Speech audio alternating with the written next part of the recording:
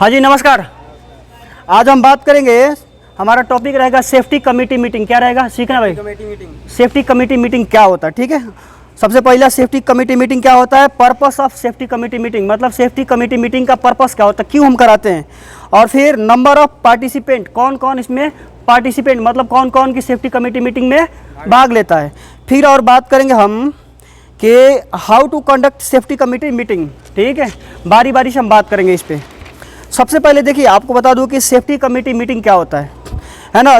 Safety committee meeting एक ऐसा meeting मतलब कि कंडक्ट करते हैं हम, जो कि अपने साइड से रिलेटेड जो भी ऑब्जर्वेशन लेते हैं, ओके, और उसको ठीक कराने के लिए, मतलब कि हम बार बार क्या कर रहे हैं, फोर्स कर रहे हैं, वो काम नहीं हो पा रहा है, ऑब्जर्वेशन क्लोज नहीं हो पा रहा है, तो हम क्या करते हैं, कॉन्ट्रैक्टर और मैनेजमेंट के बीच एक सेफ्टी कमेटी मीटिंग ऑर्गेनाइज होता है। वो कौन कराता है, सेफ्टी मतलब डिपार्टमेंट ऑर्गेनाइज कराता है, ठीक है। समझ में आ रहा बात?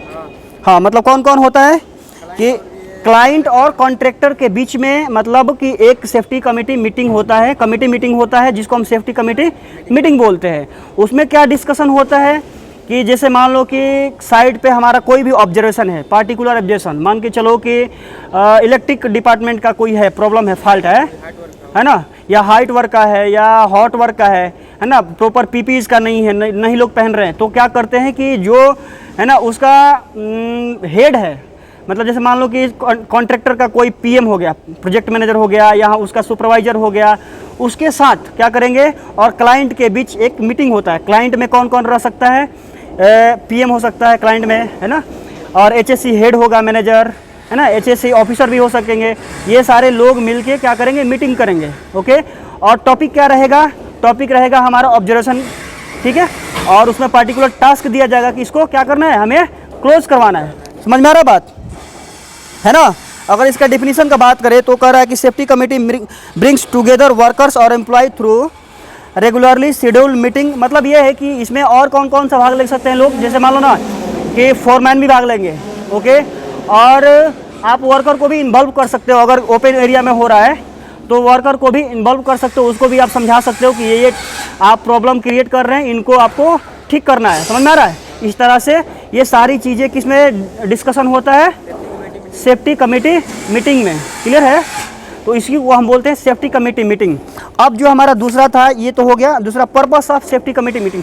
तो पर्पस मतलब देखो, इस ना पर्पस का मेन अभी हमने यही बताया, पर्पस इसका यही होता है सेफ्टी कमेटी मीटिंग का, कि to promote work place health and safety among workers and employment. मतलब ये है कि जो भी वर्क प्लेस पे काम हो रहा है वहाँ पर सेफ्टी कल्चर को मेंटेन करना। क्या करना?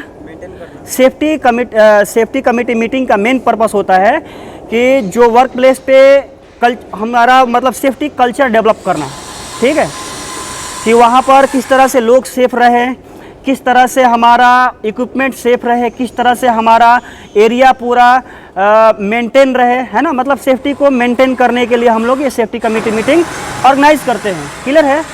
मात्र 5 मिनट का बनाना भाई, ठीक है। क्लियर, समझ में आ रहा बात? तो यही होता है main purpose safety committee meeting का।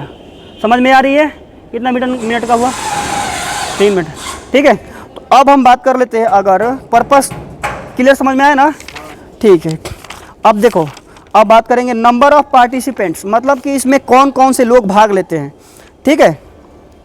तो सबसे पहले आपको बता दूं कि number of participant section 41G। और एक चीज़ और कि ये सेफ्टी कमेटी मीटिंग क्यों ज़रूरी होता है, तो सेफ्टी कमेटी मीटिंग जो होता है ना, हमारा फैक्ट्री एक्ट 1948 है ना, मतलब कि जब हम फैक्ट्री एक्ट पढ़ेंगे तो उसमें 1948 फैक्ट्री एक्ट में लिखा है एक सेक्शन 41G, क्या 41G में, ये याद रखना।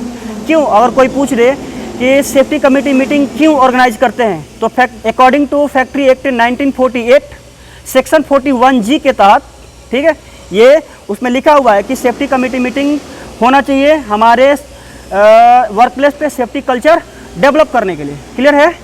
ये बात ध्यान रखना है ना। अब इसमें कौन कौन से नंबर पार्टिसिपेंट हो सकते हैं, तो ये भी किसके अनुसार, number of participant according to section 41G 41G के तहत 1948 में, ठीक है। ये ना इसमें कौन कौन से हो सकते हैं, देखो बता रहा हूँ आपको कि इसमें सबसे पहले सेफ्टी कमेटी मीटिंग में कॉन्ट्रैक्टर्स और क्लाइंट, है ना, के इक्वल लोग होंगे, मतलब जैसे ना 5 क्लाइंट के लोग होंगे तो 5 कॉन्ट्रैक्ट। तो हम किसके तहत बता रहे थे, 41G के तहत, factory act 41G section 41G 1948 के तहत, कि इसमें नंबर ऑफ पार्टिसिपेंट मतलब client equal to contractor, contractor के जितने भी लोग होंगे उसके बराबर ही क्लाइंट में होंगे। लेकिन ज़्यादातर केस में क्या होता है, क्लाइंट के ज़्यादा लोग होते हैं, है ना। लेकिन सेक्शन 41G के तहत क्या होना चाहिए, बराबर। क्लियर है, ये पार्टिसिपेंट, नंबर ऑफ पार्टिसिपेंट, ठीक है, बात समझ में आया। चलो इतना ही, फिर आगे नेक्स्ट।